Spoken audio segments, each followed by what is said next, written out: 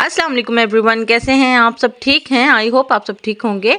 ये देख रहे हैं, मैं जैसे ही डव्स के पास आई तो फिर मैंने देखा हमारी जो डव है वो गिरी हुई है और मरी हुई है। मैं काफ़ी ज़्यादा परेशान हो गई क्योंकि डव्स तो बिल्कुल ठीक हैं, डव्स को कुछ नहीं हुआ। पहले भी हमारी डव को एक बिल्ली ने ही पकड़ कर खा लिया था, अगर आप सबको याद हो।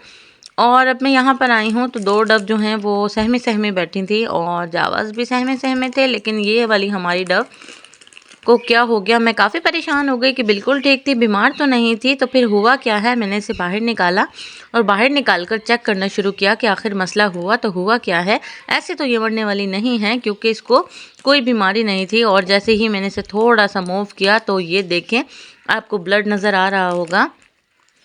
एक्चुअली इसको किसी बिल्ली ने अटैक किया है। जैसे कि मैंने आपको तीतर के बारे में बताया है, सेम उसी तरह ये हमारी डव जो है यहाँ पर बैठी हुई होंगी और जंगली बिल्ली ने आकर इस पर अटैक कर दिया। और जो मेरा शक था वो बिल्कुल कंफर्म हो गया है क्योंकि इसका ब्लड देखकर, इसका ज़ख़म देखकर मुझे आइडिया हो गया कि ज़रूर इस पर जंगली बिल्ली ने अटैक किया। एक्चुअली वो हमारी ग्रिल्स के नीचे से आना शुरू हो गई हैं और आकर घात लगाकर बैठ जाती हैं। जैसे ही कोई बर्ड अपने मोड में बैठा होता है और ये फ़ौरन से आकर उस पर अटैक कर देती हैं। जब मैंने इसका ब्लड देखा तो फिर मैंने सोचा कि मुझे पता नहीं चला कि इसके ब्लड भी ऐसी जगह पर, ज़ख़म ऐसी जगह पर था कि मैं देख नहीं सकती थी।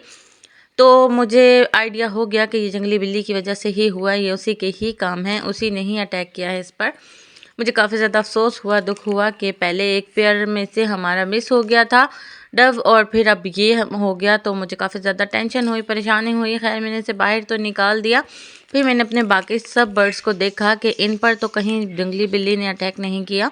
उसका कुछ नहीं पता चल सकता कि वो केज के ऊपर भी आ सकती है और कहीं पर भी अटैक कर सकती है। और यहाँ पर मैं आपको दिखा रही हूँ तीतर की टांग अभी तक ठीक नहीं हुई, लेकिन पहले से काफ़ी बेहतर है। और आज 3 दिन हो गए हैं इसको मैंने रूम में रखा हुआ है और हीटर इसके पास है। हीटर चलने से काफ़ी ज़्यादा बेहतर हो गया है और पाँव जो है ज़मीन पर बिल्कुल नहीं लग रहा था। बाम लगाने से और मालिश करने की वजह से वो ज़मीन पर लगना शुरू हो गया। और ये मैं बाहर आपको दिखा रही हूँ, यहाँ मैंने कुछ धोया नहीं, पानी नहीं गिराया है, ये ओस गिर रही है और फ़र्श काफ़ी ज़्यादा गीला हुआ है, यानी कि ठंड काफ़ी ज़्यादा है। और धुन मैंने आपको दिखा दी है। रैबिट यहाँ पर वेट कर रहे हैं कि मैं इनको कुछ खाने को दूँ। एक्चुअली मुझे डव का इतना ज़्यादा दुख हो गया, अफ़सोस हो गया कि समझ नहीं आ रहा था कि मैं बिग ज़ू जाऊँ, आप सबको वो वाले परिंदे दिखाऊँ या ना दिखाऊँ। तो बस फिर मैं यहाँ पर दिखा रही हूँ कि कैरेट लेकर यहाँ पर बैठा हुआ है और ये फ़ीमेल रैबिट इतनी क्यूट लगती है। मैं जहाँ पर जाऊँ पूरे घर में ये मेरे पीछे, पूरे ज़ू में मेरे पीछे घूमती है। और फिर मैंने सोचा आपकी ओरी और कुकी से मुलाकात भी करवा दूं। ओरी और कुकी फ़ौरन से बाहर आने के लिए बेताब हैं। इन्होंने भी बहुत ज़्यादा तंग किया है, ये भी बहुत ज़्यादा अटैक करने लगी हैं हमारे परिंदों पर। और एक बात मैं आप सबसे करना भूल गई कि हमारे जो रैबिट्स हैं उनके बेबीज़ तो आते हैं लेकिन वो बाहर नहीं आ रहे, अंदर ही मर जाते हैं या क्या हो जाता है, मुझे कुछ समझ नहीं आ रहा। और आप सब कमेंट्स बॉक्स में बताइएगा कि अगर ये बेबी दे रहे हैं तो वो बेबी जा कहाँ पर रहे हैं। इनको मिल्क मैंने दे दिया था लेकिन दोबारा से इनको मिल्क देने के लिए मैं आई हूँ। मिल्क देने के बाद फिर इनको कुछ देर तक हम, यानी कि दोपहर तक मीट दे देंगे।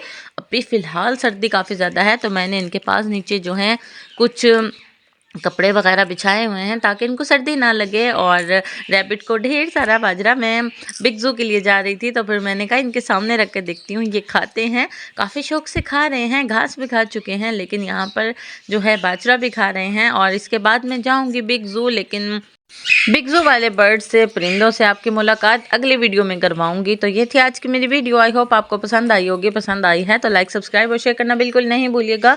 और मुझे कुछ सजेशन दीजिएगा कि मैं इन कैट्स का क्या करूं, जंगली बिल्लियों का क्या करूं, उनको कैसे पकड़ूं।